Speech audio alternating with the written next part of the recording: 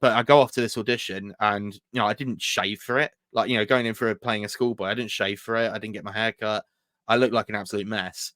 But they decided to take a punt on me, and they did. And then I think about maybe a month or two later, I was on my first ever professional TV shoot, wondering what had happened. Absolutely fantastic. And there he is again, Joe Poulter, isn't it? That's the guy's name. But we have to talk about some of the haircuts. And first, that one there, the bowl cuts, the infamous bowl cut. And then, of course, the skinhead. You went from one extreme to another. Yeah, my head got put through the ringer. Were they your styles that you just had as a teenager at the time, or was that kind of part of the script that you had to have a bowl haircut for this particular? Yeah, I mean, it was season. How tell us about the haircuts in particular, because I think they're just as famous as anything from that series. Well, it was intended as a visual gag. Like, it was written into the script, and it was sort of like, "Are you okay with doing this?" And I was like, "I mean, I guess." Because if I say no, you'll just recast me. So brilliant. Yeah, 7 weeks with the bowl cut, and 6 weeks getting trimmed down with the skinhead. With one episode where I wore an entire bald cap, because obviously we kept it sort of like as a kind of sort of fuzzy, sort of almost down. And that was for 6 weeks after that as well. And then it took ages to grow back. I did one of the jobs that I did quite soon after, which was the Up All Night Friday download film.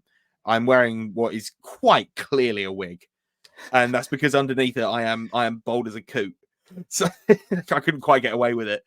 But But since then, I mean, that's one thing I learned quite early on, and it's a good lesson to learn early on when you get into professional acting, which is that your appearance is really no longer yours.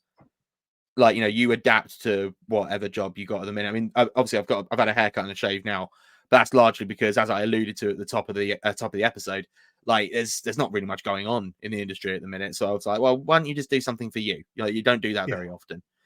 And so I just had a bit of trim, but like it is just a trim. Like it's the same haircut. I don't change styles ever. Like, I haven't had like a fade or anything, because you've got to sort of be ready to go at a moment's notice. And so to have a sort of like normal haircut is probably the best way to go.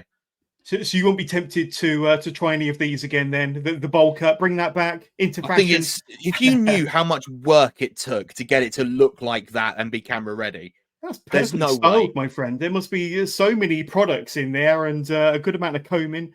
I genuinely, if memory serves, it took about half an hour to get it to that sort of bump and voluminousness. And that was every damn day that was coming in. I'd be like, all right, we're doing this again, are we? All right, boof, boof, boof. I only wish to have hair like